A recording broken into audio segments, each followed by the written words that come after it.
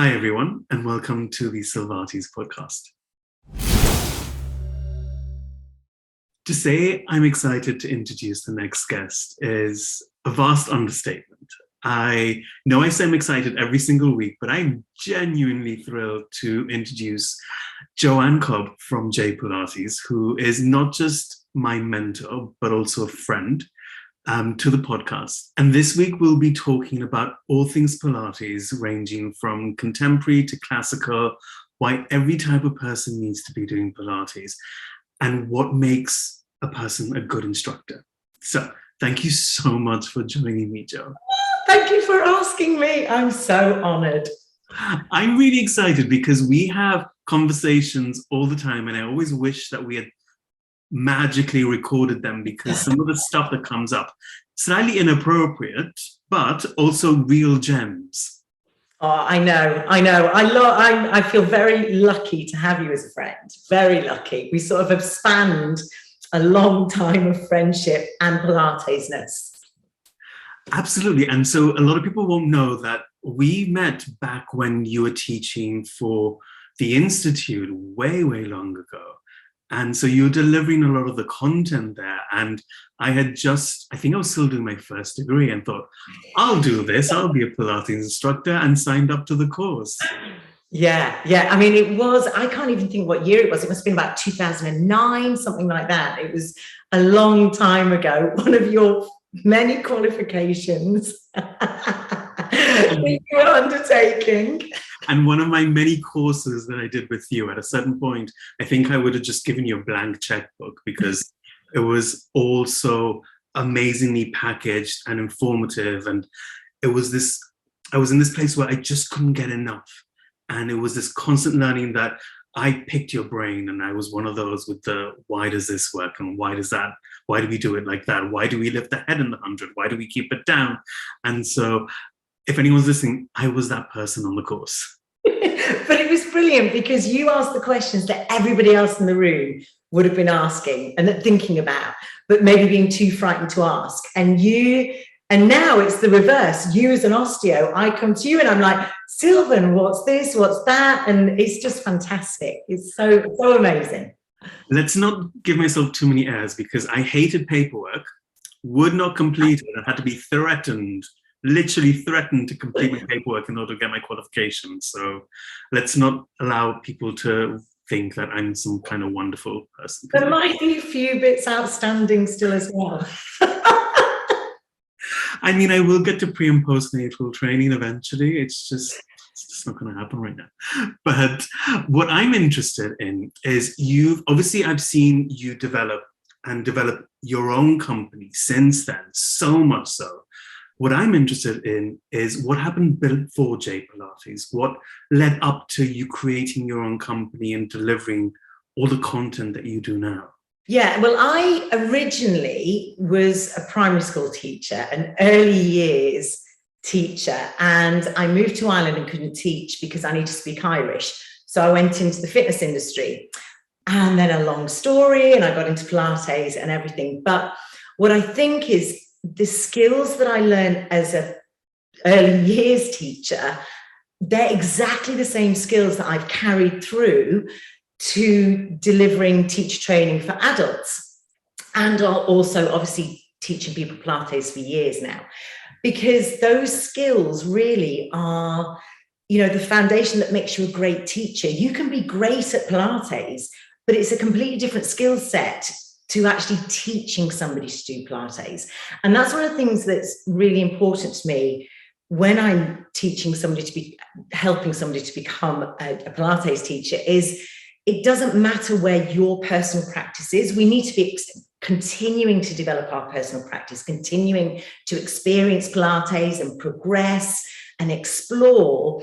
But the skills to teach somebody else are different. And, it's one of the things I always say, you look at some of the best coaches in the world were never elite in their field. You look at Tony Nadal, who took Rafa Nadal to 16 Grand Slams, his uncle. He's not an elite tennis player. You look at Ash Barty. I mean, obviously, I love playing tennis, but Ash Barty's coach, hasn't even got an ATP ranking. And So the skills that we need to encourage somebody to empathize, to create connections, are very different from being able to do a fantastic 100. So those skills that I took from being in early years a child teacher, I brought through to, understanding how people learn, how I can help them learn.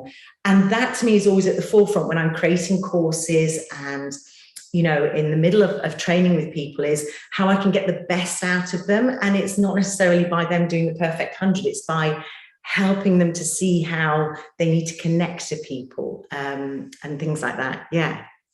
And that certainly comes across, because I remember when I did my first training course with you way back when, you talked us through cues on how to teach rather than look at yourself in the mirror and look at how you're doing the move.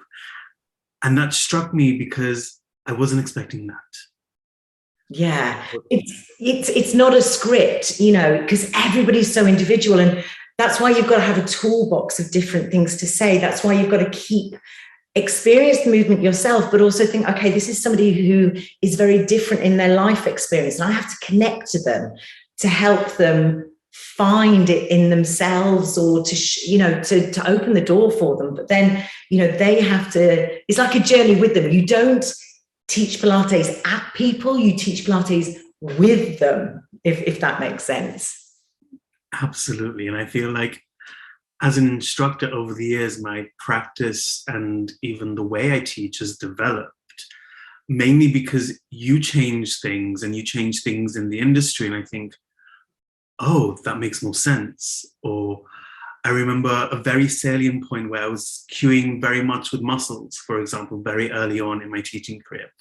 And, you introduced the concept of cueing with, and correct me if I'm getting this wrong, but cueing with externally, and that just blew my mind in a very, I hadn't considered that way, but also I got really annoyed at you because I was so comfortable in the way I was teaching. I thought I had it down. I'm like, yes, I'm there. I'm it's working. And you're like, well, how about you try this? And I'm like, but this is harder. But I think that's something really important. And that's something I think we all have to take on board, is that we will never know everything. There will always be something that changes to enhance what we do. And so we need to not always just sit still somewhere. There's always going to be something that can add a little bit more. We're never going to know everything. We need to keep learning. And just that with external cueing, it is hard because you have to not be afraid to make mistakes. You have to, because that, when we make a mistake is when we learn. And if the environment doesn't allow you to make a mistake or to try something, it doesn't work, so try something else, you begin to stagnate. And that's when people get quite defensive, I think. So you sort of have to, just let yourself learn, let yourself absorb. And it was like when the external cueing came up and sort of was just so amazing. It took me about a year of trying it out myself, of trying it on my clients, before I thought, yes, this is something that I want to add into the training, because the research can be there, but there's always going to be research that disagrees. And, so what I like to do is try it myself, see, does it work? Let it sit with me, let it absorb. And I think that's what teachers should do a bit more. They often go on a course and they're like, right, this is it, this is the rules. At the end of the day, you've got to make it your own, and you've got to, understand it yourself and be able to explain it back yourself. You can't just have a script.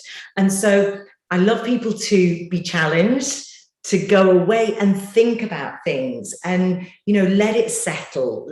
Try and see if it fits in with your voice and your style of teaching. And no, I'm always right. I'm only joking. but you do need to make things your own, and because we don't just want robots out there, because every single person who walks into us is individual. And at the end of the day, when somebody comes into your class or comes in for a session with you, they're buying how you make them feel.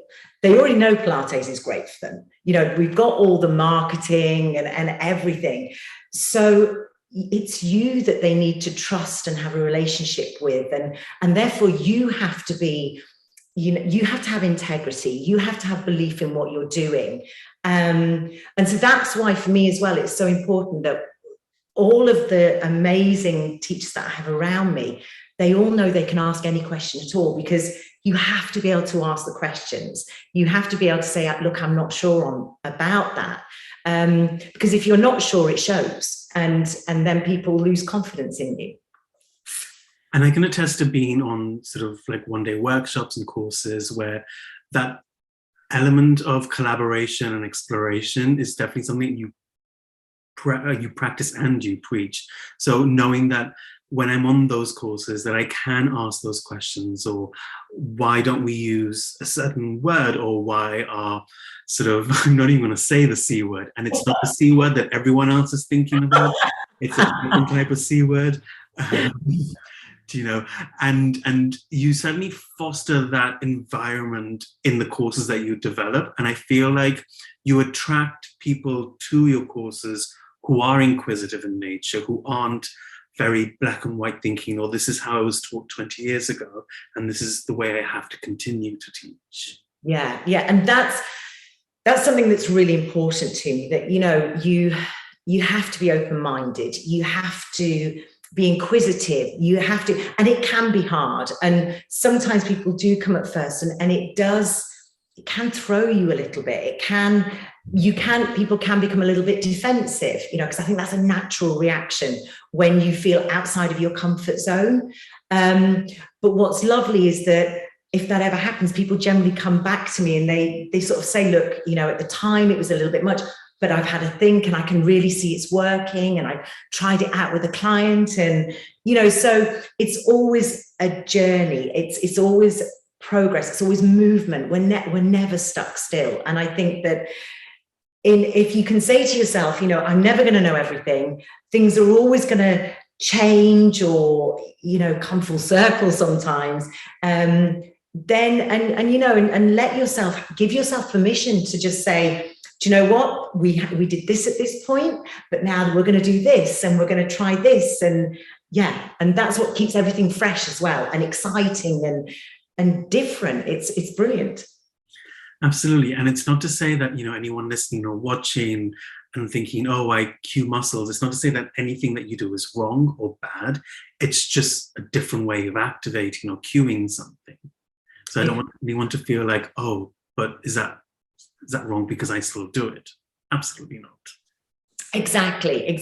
I mean, you may want to explore a different way, just because that is where we've sort of moved to.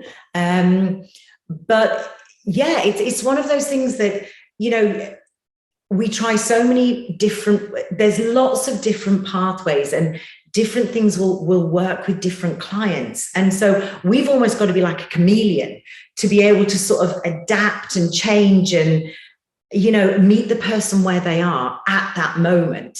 And that's just part of what you do as a teacher. You are a bit of a chameleon to try and help people get the best out of themselves. And earlier you mentioned going through a Pilates journey, and I can certainly identify with that, I'm sure, as will a lot of people listening or watching, in that when I started training, I didn't even know there was a difference between classical and contemporary approaches.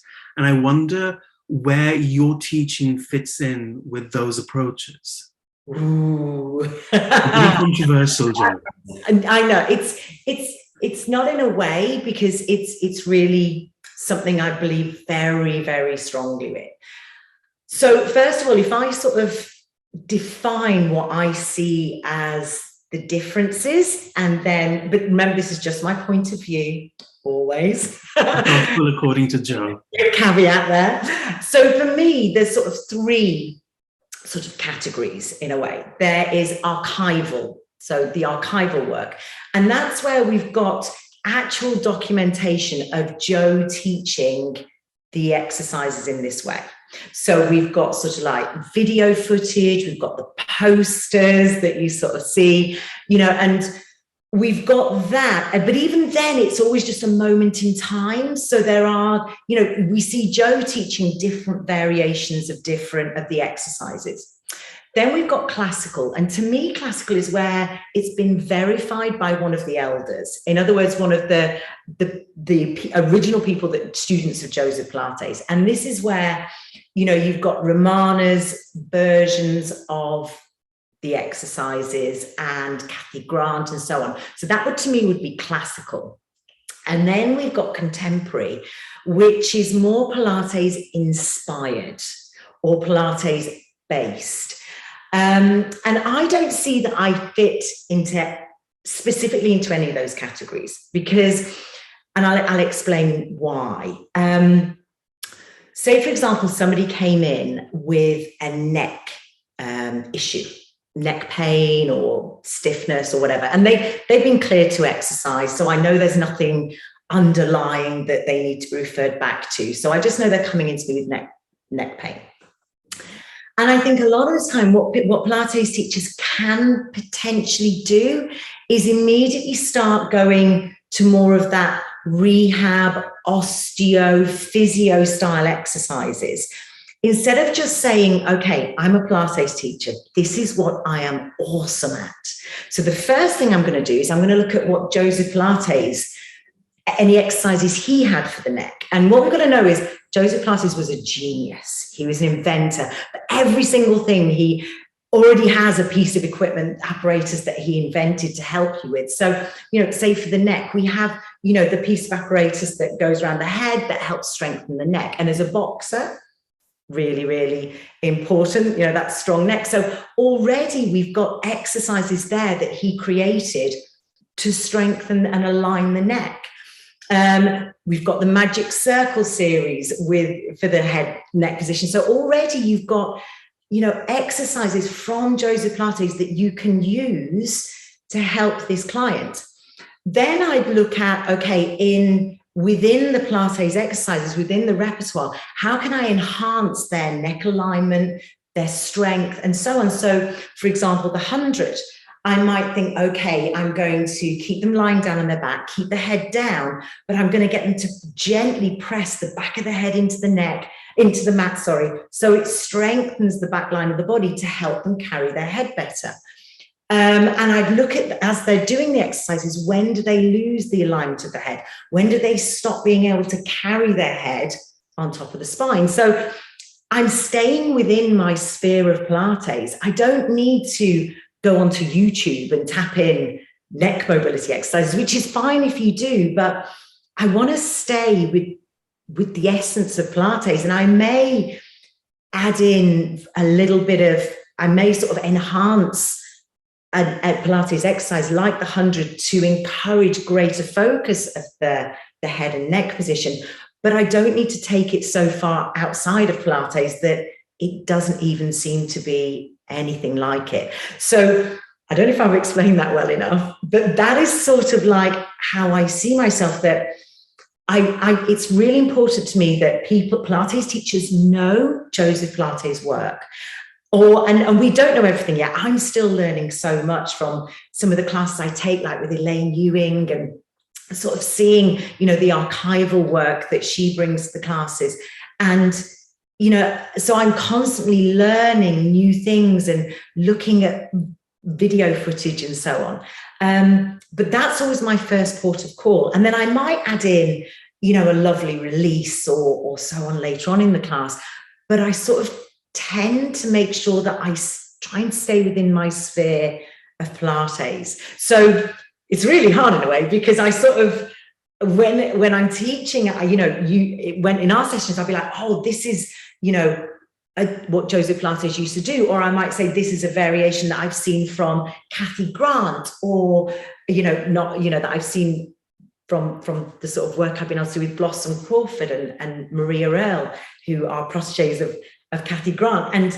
And so sort of, I try and stay within the sphere that I'm trained in and that I love. I don't need to try and be something else and be, a rehab or clinician. I stay with what I love and what I'm good at. So yeah, I don't know if that has answered the question. So I don't sort of fit into a box. I know I work to know Joseph Pilates' work. I love the elders' variations and interpretations and their knowledge and what they've brought. And then I love to be a little bit creative, a little bit, my own voice in it, but it always spins around the Pilates sphere, if that makes sense.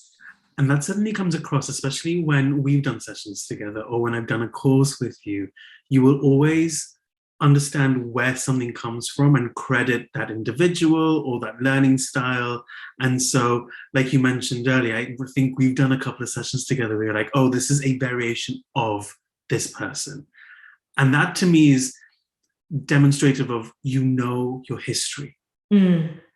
And I think it's so important to know where you've come from and where the work's come from and respect it. And because at the end of the day, I know some people might say that the original work is not suitable for today's population. It so is. I think that's where often people don't see the full picture. Joseph Pilates was a genius, but you just look at the footwork on Reformer, look at how important that is, and all the pieces of apparatus he has around the foot to strengthen the foot. And that's where I always start when somebody comes in with back problems or shoulder problems. I'll generally start at the feet, and the work is already there for us. And I think sometimes people just see the original work as being far too advanced. But actually, if you delve deeper, all the foundations are there. It's just, I think sometimes with social media and, the advanced stuff looks more exciting. But actually, without the foundation of the underlying work and, dedication of those essential exercises, the other stuff, it just looks fancy. And it does. It looks great on social media and on Instagram, for example. And I remember anytime I'm abroad and I can take a class, I'll always try and take what they class as a beginner's type class. Yeah. Because I know I'm going to get the foundational movements and I'm just going to feel the work rather than feel like I'm performing the work. Yeah. Exactly. And, knowing, it sounds ridiculous, but knowing where my little toe is half the time is one of the hardest things for me, but yeah, it's, I think, yeah, that's what's so important for me is knowing, because I think in knowing that you can be creative, but with integrity, in knowing what you've come from, you have that integrity and you can be creative, but you can always pull it back to, this is why I'm doing something, not just because, I saw it on YouTube and it just looked great. That's fine as well, of course. And it's such a testament because I remember as an osteopath, so obviously I trained as a Pilates instructor first with you, then became an osteopath, which, can I just say, you were the most supportive person of me going through that process. Oh. And just knowing that I could have you at the end of the phone to be literally, I remember calling you crying because the course is so hard. And I was having, not just the academic stuff, but the movement stuff. It's all integrated. And a lot of the times I was being asked to sort of, as an osteopath, I was asked to deliver clinical Pilates sort of sessions. And I remember being on the phone with you being like, I don't understand what they want from that. And I feel like they might not understand what Pilates is to then reframe it as clinical Pilates, because that made very little sense to me and it went against what I'd been trained in. And so having you as somebody, as a reference to be able to bounce those ideas and conversations and maintain that integrity of what I wanted to teach and how I wanted to teach was huge for me. Yeah. And I think, in around 1996, 98, when, the core was born and neutral spine came into play and all these sort of concepts, which were, as we know, sort of taken a little bit maybe out of the context that they were originally shown in. I think that Pilates has now got this image of being about where the pelvis is, about, being not as that integrated whole body work that we know it as. And so for me, I think, it's important that people do see just what a genius he was, and how we can, any age of person, he talks so much about children, all the elders, Carola, Kathy, Romana, so well known for working with children and having children in their studios. And, Carola wrote a book for children. And I sort of think that Pilates was taken as being so great for back pain, but it also in a way lost its whole body work. I don't know if I'm being fair saying that, but to me, that's when people say, clinical Pilates, I sort of think, is that what they mean? Just that focusing on fixing the pelvis and so on. And, it loses that whole body work and its ability to be so versatile for any person, And so when you talk about the versatility aspect of it for any person, you're talking about any type of person, like any type of body, for example, or? Definitely. I think, and again, I sort of think, a lot of it is to do with the sort of media around Pilates, that it's a certain type of person that, should be doing Pilates or is going to be good at Pilates. Whereas Pilates is phenomenal for children, for larger people, for, older people, for people with different conditions, for men, it's for everybody. And I think, that's really important. I think sometimes as well with our marketing, we need to make sure we're showing that it's so diverse. Well, we want to have diversity because it's amazing for everybody. Everybody feels epic doing Pilates. And that's what, the message we want to get across, really. And one of the things you do often is repost from other accounts on Instagram. And one of those that I started following is from Fat Body Pilates. And she's wonderful. I love her account. I wonder, do you approach your teaching differently according to the person in front of you? Say, if they are a larger client, or if they're a male, for example, or if they've had a certain condition which prevents them from doing something in particular? Yeah, definitely. I think one of the things that can be quite, you can easily fall into the trap of is thinking, okay, I've got a larger client coming in, they need to do this, or they can't do this, they can't do this, they can't do this. What I tend to do is when somebody first comes in, I just watch them take their shoes off, put their bag down. Do you know what I mean? Sort of like see how they move in their just natural way of just walking into a room. Because I think we need to be careful not to fall into the trap of always thinking, okay, so this person is a certain size, so they're not going to be able to do this and they're going to struggle to do this, because that just isn't the way it is. I think we always need to look at people as individuals, meet them where they are and think, do you know what? I'm going to celebrate you, what you can do now. And we might change movement a little bit. We might be able to get a little bit lower down in our roll up, but we've got to be careful sometimes that our preconceptions don't dictate how we teach somebody. So in a way, you know me, I'm a great planner. I love to plan. So I'll have, my thoughts on what I want to do, but they are very flexible and allow me to just, I need to have structure, but I also make sure that there's space to just see the individual.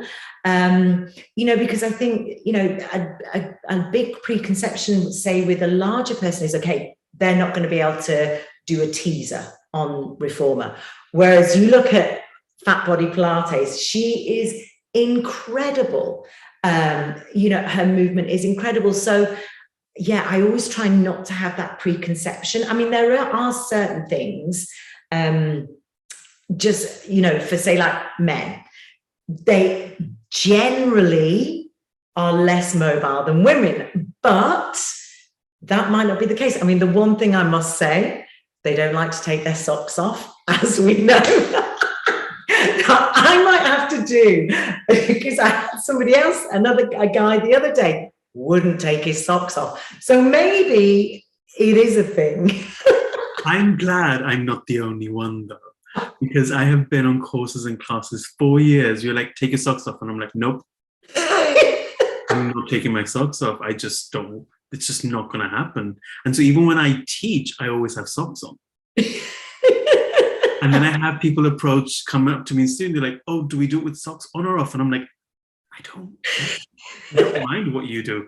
I just don't want my feet exposed to the world. I'm okay with that. But I think that even sticky socks, I don't like. I need to see your feet. I need to see what they're doing. But no, but I think, because that, going back to this and sort of like, the way you teach people and so on, this is one of the things I think that's really important when somebody comes in with a condition, because too often I think people are like, okay, they've got this condition, they'll go on Google or they're like, okay, this is what they can and can't do. But actually, you have to see the individual, not the condition, because you miss things otherwise. You can restrict them because you're afraid, or do you know what I mean? Whereas actually, in their daily lives, they're doing a lot of things. But obviously, we also want to keep people safe. So it is a balancing thing. But you very much think, okay, what do they want to do? What can they do? And it's all about a conversation a lot of the time. You've got to allow the space for them to be able to talk to you as well and have that communication. That was one of the things that I wanted to talk to you. How important is, your communication style, or the way you approach things, or your own demeanor in not just teaching, but being able to relate to people? How important is that as an instructor, holding your own classes, teaching your own classes? Yeah. I mean, so important. I think in a way it's more important than you teaching a brilliant shoulder bridge, is the way we help people to feel. I always say this, every time you leave my class, I want you to feel epic. I want you to feel amazing, even if you just lifted an eyebrow. Do you know what I mean? It's like, that is how I want you to feel. I want you to feel incredibly safe in the environment. I want you to feel confident. I want, because it's time for you, first of all, where you're with me in my company, and we're doing Pilates together, and we're celebrating what your body can do, and also hopefully helping you to feel epic. And I think that's really important. And that's, as an instructor, we need to be careful we don't nitpick too much, because that can just completely destroy that sense of celebration of what you can do and achievement. So sometimes I think we're always looking for, okay, you can do that level, I now need to get you to this level.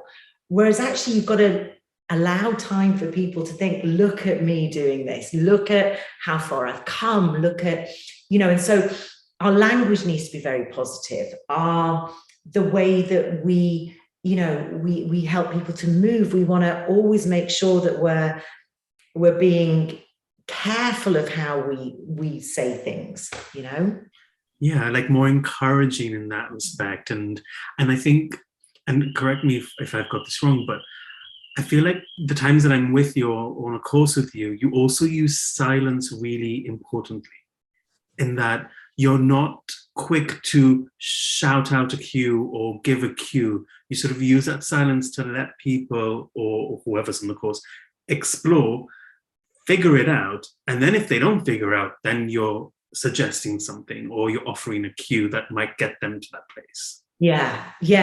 And I think that's what you have to do, because otherwise, I think one of the things that's really important is I don't want people relying on me, which I don't know if that makes sense. I want you to be have self-responsibility in your movement. And if I'm constantly saying, we're going to do this now, we're going to do this now, I want you to do this. You've got to give people that choice, that autonomy, that they come with you, not you dragging them along, sort of thing. And so I think that's really important, that you allow people to find their way and maybe help them a little bit, maybe to see things, you know, to move a little bit differently. But yeah, I think it's got to be self-responsibility. And that's one of the things for me as well, is that as Pilates teachers, you have to do Pilates. You have to take this. I know everybody's really busy, but 10 minutes a day, 20 minutes a day, you know, just doing that. I'm really lucky. I have my fabulous friend Brooke Seiler, who I train with 3 times a week, and that gives me, you know, it makes me do my workout when sometimes I don't want to. And you know, we work out together. I teach you, and you know, but you give me so many ideas when we're doing stuff. It's always collaborative. But I think that's what it is. I think whoever comes into your class, it has to be a collaboration. And so I think our language has to encourage that. You know, it should be, can you feel this?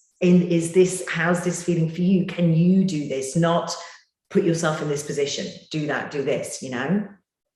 Yeah, and some of the best classes that I've taught are the ones where, one, clients will ask me, why are we doing this? Which spurs on some conversation. But also when clients are like, can we do this instead? Or instead of this variation, can we do that variation? Because it demonstrates to me, one, that they remembered it, which is huge, because I barely remember some stuff myself. I have to have a piece of paper with me, or now it's my phone on me. And half the time I feel like, you know, if they can retain it, they don't need me there. In essence, they can walk into any studio anywhere in the world, go onto a piece of apparatus or onto the mat, and then just do it on their own. Yeah, exactly. And that really is the stage we want to be at. You know, I used to hate it when I was a personal trainer, and I'd see, you know, people would be like, I'd be stood next to them on a treadmill while they ran, because they just wanted me there to make sure. And to me, that's just boring. You know, I'm like just babysitting you on your run. That's not me really helping you. I mean, obviously, you know, whatever, but that's the whole thing, is really we want people to become self-proficient and go off and do the work themselves, come to us when they need a little bit more guidance or refreshing or whatever. But really we want people to have that responsibility, that they do the work themselves. And that aligns so well to the way I practice osteopathy, in that I want people to see me as little as possible, because that means, you know, you're doing all the right stuff on your own. You're coming to see me for a little bit of nudging or a bit of guidance on a particular type of exercise, or you need a particular type of hands-on approach that might be sort of symptom modification, something like that. But Yeah. the less you see me as an osteopath, the better. Yeah. Yeah. And I think some people worry that therefore they're going to lose business, but I don't, you don't, you open yourself up for having more business, I think. And one of the things I loved in our sessions when we work out is, you know, you'll be saying to me, but we'll be doing an exercise, say, on the tower, and you're like, oh, this would be amazing. And you bring that osteopathic, would that be a word? Sort of knowledge to the Pilates exercise. And you're like, oh, and it just marries so well. And it's just amazing. It's great. I mean, from my account, I tore my meniscus late last year. And one of the things I did was, I'm like, okay, I'm going to do Pilates. Yeah. And I tried doing it on the mat, and I was like, this isn't working. So I remember coming into the studio and be like, okay, Joe, this is me. I'm in your hands. I will do whatever. I mean, I say I'll do whatever you want me to, but let's see what I can. As soon as I said, okay, should we have a little look at footwork? Nope, I'm not doing that.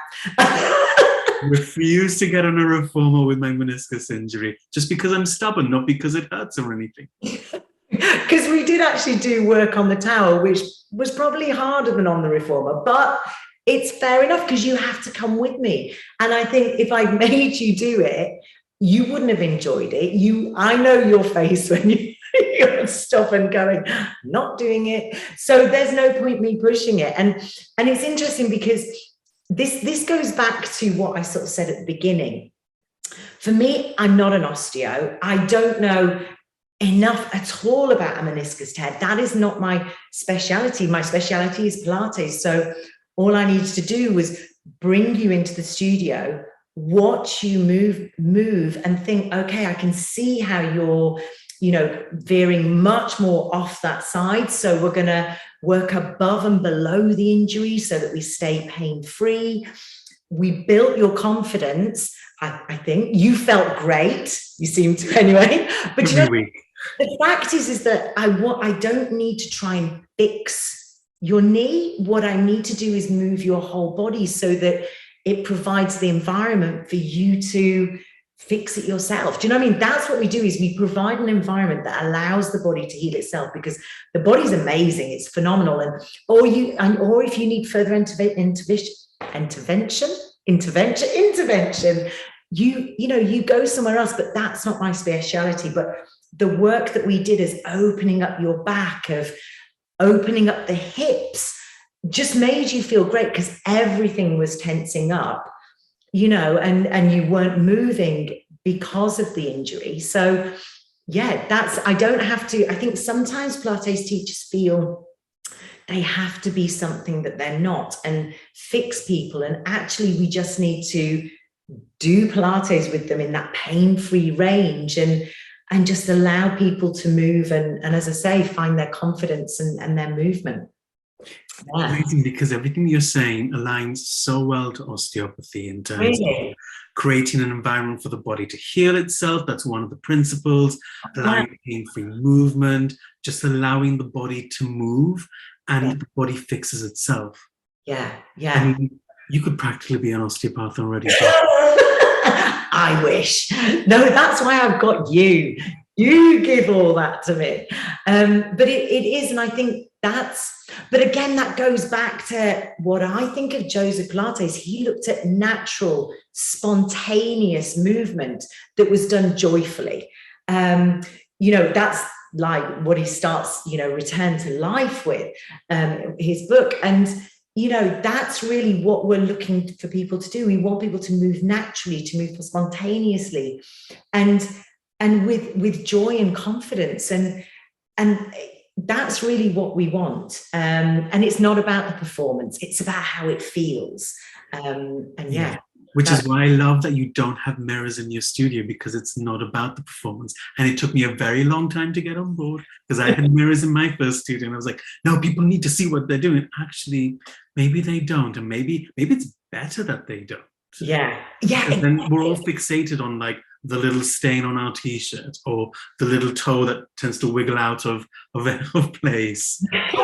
Exactly. And I think, that's again my point of view, but I hate looking at myself in a mirror. It's just, but as well, it for me, a mirror would be a tool that you might bring out. I probably never would, because I think you've got to feel the work, and that feeling is great. When we feel we move well or move better than when we first came in, it's the best feeling in the world. And that really kins to how, whilst we can get the physical benefits of Pilates through that movement, through the strength, through using sort of apparatus springs on the mat, I think what I got from the sessions from you is that mental health benefit. I got that hour to switch off, did not look at my phone at all. And I felt amazing afterwards. Yeah. And I mean, that to me is just, it's so important. Joseph Pilates talks about the mind and the body being in balance. But that is it. It's not just the physical benefits. It is exactly what you're saying. It's that ability to just de-stress. I don't like saying the word relax, because you're moving still, but you are just letting yourself settle and just taking it's all about breath, Pilates, but you are just taking not just a physical breath, but a mental breath, I think. So for me, Joseph Pilates talks about returning the body to life, that oxygenation and so on, but it's a mental breath that you're taking, I think. And you can dial up your workout if you want, but I think so often most people need to almost dial it down just to allow themselves just to settle into that rest, digest, and just recover mode.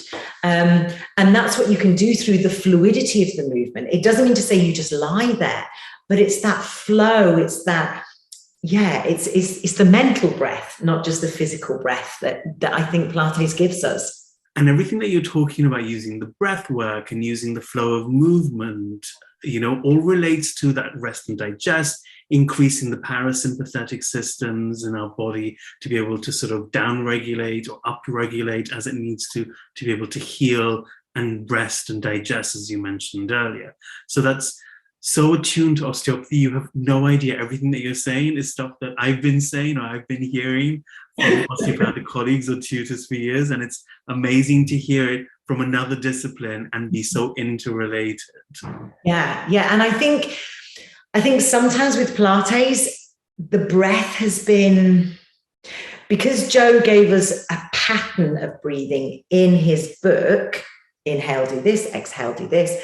I think people take it a little bit too rote, whereas actually what I've learned from different elders and from people is that he didn't particularly teach a breathing pattern. It was more the quality of your breath than the actual where and when of your breath. And so for me, I think, instead of us thinking you've got to breathe in here, breathe out here, it should be about the quality of the breath, that the breath just stays continuous. We're not holding our breath. It's movement of the breath. And one of the things you mentioned earlier was, the qualities that make a good instructor. And I wonder if you can sort of just recap on what makes a person a good instructor rather than what makes a person a good Pilates practitioner.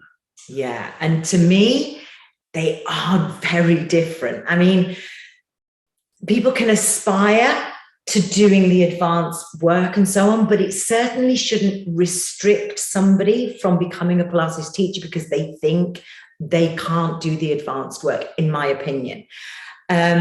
Because to be a good Pilates teacher, you have to have the person skills. We have to, encourage those skills. And, so inspiring confidence, the rapport with people, meeting people where they are, being fun, allowing people to not be perfect. And, is so important to me that you want people to feel epic in your class. And yes, we should never stop doing our own Pilates because, when I do an exercise, I'm like, this might work for somebody else. As I'm doing it, I'm thinking, I need to work a bit more here. I wonder if that helps somebody else. So it gives me more teaching tools. But, that the importance is the ability to use external cueing or or have the rapport with somebody that, if they love golf, I'm going to start using golf terms or referring to their golf play, because at the end of the day, people buy you as the teacher. They already know Pilates is great, but what makes you different from somebody else is you and your individuality, your style, your voice. And that's really what you should never try and hide, I think. You should, people come to my classes knowing I teach a certain way, and that's why they come to me. And I'm not going to be everybody's cup of tea. So, and that's fine, So yeah, and knowing that that's okay is really important. Yeah. And I wonder then if there is anyone listening and they're, an instructor or a Pilates teacher and they're feeling a bit stuck. Yeah. Where do they go? What do they do? How do they change something? Yeah. Well, first of all, you come and become a J Pilates associate. Thank you very much, Sylvan. I will pay you later for that. But I think, you can, as I sort of say, I think the most important thing for me with the Pilates teachers I've trained and worked with is that I'm there always for them. And so with your teacher training, you deliver both training on mat and the equipment or the apparatus. How important is it for you for people to be comprehensively trained in both modalities? That's a good question. It's really hard because I didn't train in equipment for years. I didn't need to. My classes were full. The studios I had, were mat only with small equipment, obviously. And I didn't have space to have a reformer, have, the tower and so on. So I didn't train for years when I was first teaching. But I think it can be so dependent on the circumstances. I think a lot of people feel they have to be equipment trained, but they haven't got the equipment to practice and explore and consolidate the learning on. But Pilates is a system. When somebody comes in, I want to be able to say to them, okay, do you know what? Today, we're just going to work on the foot corrector, or we're going to start on the tower. And because really, I think, yes, the mat is your heart and soul.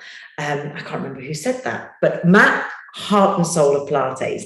And then, the equipment enhances that and helps you get to your mat. For me, I think, do you know what it is actually, Sylvan? Mat is the hardest. And I think a lot of people don't realize that. The mat work is the hardest thing because there's nothing to push and pull against.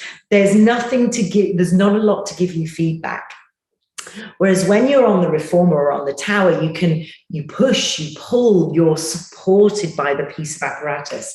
And so I think that, it's a really hard one because knowing the equipment completes your learning in a way. But I completely understand that people might not have the space for the equipment. They might have not the financial, finances to be able to afford the equipment. When you do have the equipment, it might restrict the amount of people you can have in for your mat. So there's loads of different elements. And often people phone me and ask, they might be a bit stuck. They feel they've taught mat for years. Where do they go? But, actually doing the equipment might not be the best thing for them or something which, so I can't really answer that because I sort of think it's really individual to the teacher. Ideally, you would learn everything. We would have all this in our homes or studios. But, it's not for everyone. So I think one of the things that's quite good, though, is you can replicate so much. It's not the same, but you can replicate-ish a lot of the equipment exercises using small equipment. Obviously, I've got a workshop on that. I remember doing that workshop. But, so I think you can gain the knowledge that way. But yeah, and I think especially, do you know what, in the UK as well, I think it's different from different areas in the rest of the world. We have a great mat Pilates industry here. It really, there's so much mat Pilates. It's great. So, I think it's okay to do your mat and stay within your mat and, and be that. So yeah. No, I totally agree. When I started doing my equipment training with you, it expanded what you understood and knew. And then it also helped me relate to what my intention was using small equipment. So why am I using a mini ball here? Why am I using a foam roller to assist in a swan dive? Oh, I'm replicating the push-through bar. That makes sense. Yes. Yeah, exactly. But do you know the other thing is, which I think is a shame, is that when people think of Pilates equipment, immediately the reformer. And I'm going to say this, probably shouldn't, but the reformer is my least favorite piece of equipment, which probably I'm going to be struck by a bolt of lightning saying that. But I love the chair. It's the most incredible piece of equipment to create strength, and it's so adaptable for your older client, for pregnant clients. It's phenomenal. I love the barrels, which are smaller pieces, and these pieces are really affordable. And you don't, they can just tuck away in a corner. So I sort of feel that a lot of people think of the studio equipment straight away, reformer, Cadillac, the big pieces, whereas actually having a chair and a barrel, phenomenal. The work you can get to help people. And, you can always put them in a circuit style class if you want to retain a bit of mat and you don't want to just keep yourself to one-to-ones, you can still put it into a group environment. Just takes a bit of planning. Yeah. I remember you saying that way back when about, reformer not being your most favorite piece. And I think I'd soon done my reformer training with you. And I looked at you, I'm like, wait, what? I know. Obviously, I still love reformer. Anybody who's coming for reformer training. But I think with in hindsight and with, years of practice now, I would agree. I'm not the biggest fan of the reformer. Reformer for me is, okay, you warm up, get on another piece of equipment because that's where the fun happens. Yeah. And for me, it's always been Cadillac and tower. Yes. And so that's the first thing. When I come into your studio, I don't even do anything. I go straight to the tower. And I'm like, oh, so we're starting here, are we? But and obviously, I love reformer. It's almost like trying to say which your favorite child is, which obviously there's no favorite children. You can tell me after we stop filming, it's fine. But it's true. I think the industry has been so synonymous with reformer type classes that anyone coming into a Pilates class with equipment will automatically associate that with the reformer. And I think there are so many other ways to work within the system that work you just as well, if not better. Yeah. So I completely hear where you're coming from. And I agree with you. We just have different pieces that we love. Do not like the chair, give me a tower any day. But it's been so lovely to be able to talk to you, to pick your brains, because these are things that I've been wanting to talk to you and ask you for ages now. I'm wondering, who inspires you? Where do you derive your inspiration from? Because there is so much content that you do deliver in terms of the courses and the workshops and then the convention once a year. Or now you've termed it the Pilates class. Yeah, well, no, now we've got a winter convention and a summer. Well, there you go. Where do you derive inspiration from? Because it looks like you're delivering content all the time. And as a person looking at your website, and now being on your website, I'm wondering, where does all this come from? How do you sustain that? Yeah, first of all, I constantly do classes myself with people that I hugely admire. So I'm always sort of getting refreshed and, getting energized by the great people that I'm lucky enough to take classes with. But also I think it's the teachers I work with. I think having an open communication with people. So many people say to me, can you let me know how to do this? Or I've got this client, can you help me with this? Or do you know what I mean? And so I'm sort of, the people who come on my courses help me create the content in a way, because they'll ask me questions of, for example, the recent one was the Pilates hand workshop I did, because I was just like, oh my goodness, so many people say they've got weak wrists, and I'll be teaching the online reformer classes and people are like, oh, circling their wrists. And I'm like, okay, so why is this? What's happening with the wrist? Because I think a lot of the time, sometimes, people say, oh, this one hurts my wrist. And there can be a tendency to just say, okay, let's take you off your wrist then. Whereas actually you've then, I think, got to take a step back and think, okay, I need to help them solve this, not just avoid it. And so, I then went off and I researched and I looked at, first of all, Joseph Pilates, number one, the beanbag device. He's already got wrists and hand strength covered before I even think about it. But then, it evolves and then I can think, okay, let's look at the anatomy. Let's then think about in the exercises what we can use. I looked at Kathy Grant's stuff. She always used small balls holding them. Do you know what I mean? So that helps me create the content. And then I spend time thinking about things. I walk the dog and I'll be like, oh, we can do that to help strengthen that alignment. And so I get my inspiration from other teachers that come to me, that ask me questions. I get inspiration from amazing people. And I must say, that's the one thing with the pandemic, the silver lining was how we've been able to do classes with people that we'd never normally do them with. I couldn't go to the States and train with people, but I've been able to do these Zoom classes and Zoom courses, which have just been amazing.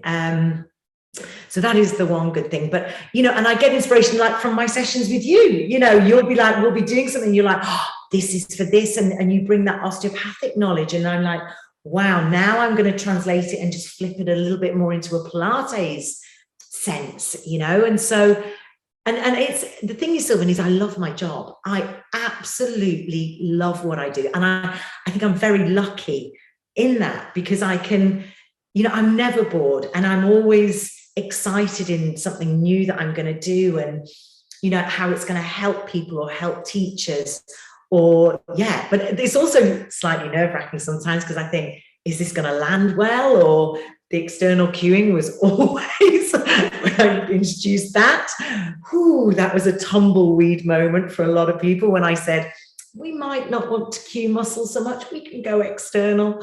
But I think that's it. I think I'm inspired by the people around me, and that's why I'm very lucky. I'm surrounded, and I surround myself with people who are open-minded and positive, and I'm incredibly lucky for that.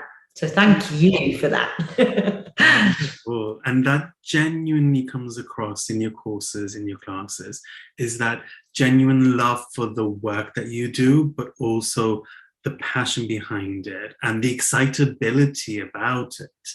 And that's infectious. And then that's what you walk away from. So I'll walk away from just a session with you, for example, but think of 3 different clients that I know that I can apply some of this stuff with.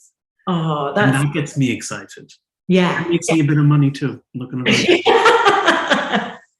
But and I think that we just have the best jobs in the world, and I think that, there's certain days where you're like, whew, and it's like, okay, game face on, and the curtain rises and out we go. But it is an amazing, rewarding job, just to help somebody feel better. I think actually I was reading something on holiday last week about the ancient Greeks, and how supposedly one of the fundamental human instincts is the pleasure in helping somebody, is something that, I know that might go off on what, but I can't remember the word for it. But it was like the joy that we derive from helping somebody is a real basic instinct. And it's a universal instinct. In Indian culture, at least in Hindi, it's called Seva. And that means you do something for somebody else, but without expectation of anything in return. Yeah. And so being an instructor almost feels like you're doing some of that work. Yeah. And in return, you get all these ideas, and you get the pleasure of being around people too. Yeah, exactly. And it's always a two-way thing. As I say, I'll be delivering a workshop, but somebody will bring their experience in, and you're like, wow, and that will lead you on to something else. And so, it's always a sharing experience. And that, I think, that's where it's that human contact, that it just really speaks to your heart, doesn't it? I so enjoyed spending this time with you, and we could literally just record the next 3 hours and I'd be able to publish most of it. But for anyone, by the way, I haven't sworn. I've done really well. You have. I'm usually the first one to swear on a podcast, so you've done really well. And so if anyone's listening or watching and they'd like to take one of your courses or get in touch, where can they find you, either your website or on social media? Yeah, so the website is jpilates.co.uk. And Instagram is at @JPilatesUK, and you can always phone me or email me. I love to chat. Generally, I'll be on a dog walk and we can chat away. And we normally time our chats on the dog walk. Absolutely. And I will get you on TikTok eventually, just for some time. Stop. Thank you so much for your time today, Jo. And we're going to have to get you back on because there's so many more questions I have. Oh, Sylvan, thank you. It's been such an honor. You know how highly I think of you. And I think these podcasts that you do are phenomenal. You're amazing. Thank you. I just talk to people smarter than me, so it helps when you're that smart. Thanks. Take care. Bye.